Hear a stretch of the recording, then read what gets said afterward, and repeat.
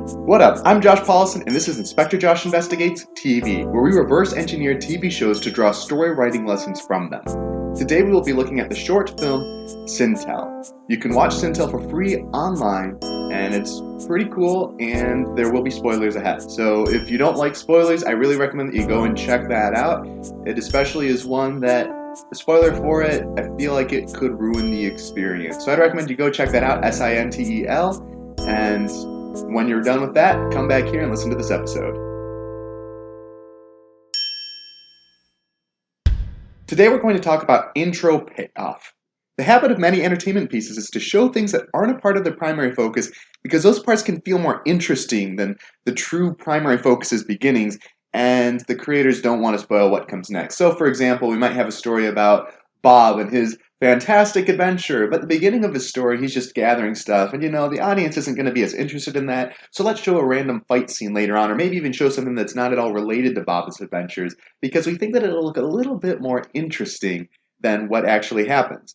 Now, of course, this can result in us having to figure out some things. The biggest being, what are the payoffs for this introduction? If it is something that seems to be kind of sideways from the story, does it have primary payoffs? Or if it's a later piece of the story, was showing us that first really giving us a payoff? So if intro shows us something other than the beginning of the primary story, it really needs to have something helpful, something exciting, something that grabs the audience in a way that pays them off later. Otherwise, it's just fluff. And the audience may even feel disappointed later when there's not a payoff for what they were initially forced to sit through. So there are a few payoffs here with the beginning intro of Sintel, and I'm counting the intro here as the piece from the very beginning up until the point where Sintel starts sharing her story. So the blade that Sintel uses against the dragon in the end is the one she gets from this beginning fight. We see that she has some agility, and it sets the tone for fighting, which happens again later. It indicates how far Sintel's traveled. We don't know where she's come from or where she's going. The shaman also states this blade has a dark past. It has shed much innocent blood, which is foreshadowing that perhaps it will shed innocent blood again later, although it's pretty subtle and it's pretty easy to miss. Now, despite some payoff, most of the intro is self-contained and isn't essential to the ending of the story. Sintel could have made her staff that she has in the beginning into a spear by combining her dagger, which we see her use in the initial fight, with the staff. This would give her the reach to fight the dragon as she needs to in the end.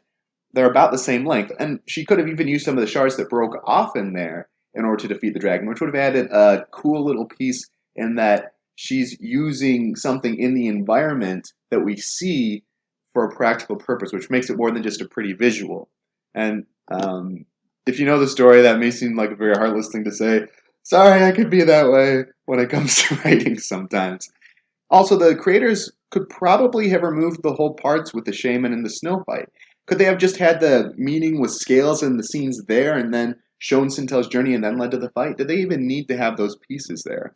Now, to be fair, part of the point of this project was to show Blender's power and to also come up with new pieces to develop for Blender. As I understand it, they created some different parts for Blender specifically based on this project, and that's how a lot of the different Durian movies go. Durian's the company that created this.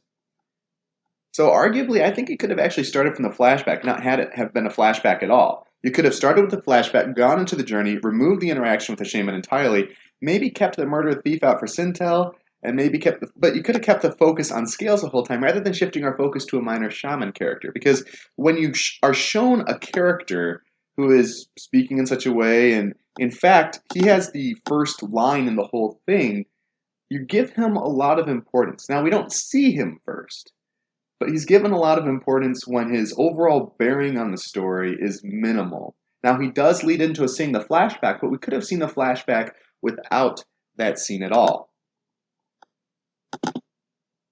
Now, on the other end, instead of removing things, you could have had the shaman perhaps have more bearing on the story. For example, you could have had him return in the end, or you could have had him show Sintel to the entrance to the dragon cave. You could have comforted Sintel at the end after everything happens, or you could have taken things even further by having Sintel fall in the cave and die, and the shaman could find the baby dragon that comes out. Now, of course, that could shift away the focus from Sintel, and the audience might read negative implications that maybe the shaman knew what was going on and didn't tell Sintel or different things like that, but it's something that you could consider.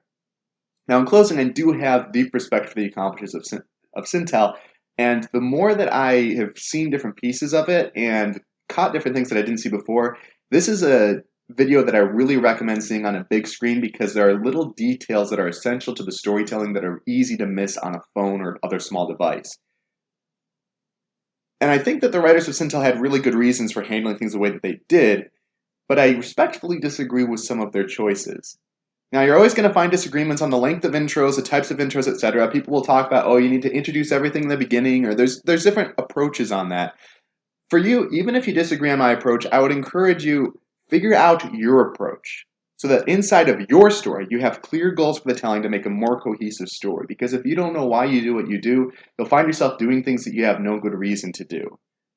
And that's really what it's all about, is knowing your style and then figuring out your approach that allows you to exemplify the strengths of your style, that allows you to put forth your strengths in a way that will really benefit the audience and create the most powerful story you can. Because your type of most powerful story is going to be different than my type of most powerful story. So figure out your approach and refine it. But I would encourage you, and my personal approach is, figure out the focus, figure out the fluff, cut the fluff, and put the focus where it needs to be in your story. And Sintel did great, but I think that it could have been a bit stronger in that area. With that said, case closed. Thank you for listening. We'll be back with another episode. I don't know when, probably next Monday, but I don't really know for sure yet, so don't quote me on that. You can check out more of my stuff at joshpaulison.com, or you can go to my Twitter at joshpaulison, and you can tweet me all sorts of nice, friendly, happy stuff. Or ask questions. Yeah. Have a fantastic week and take care.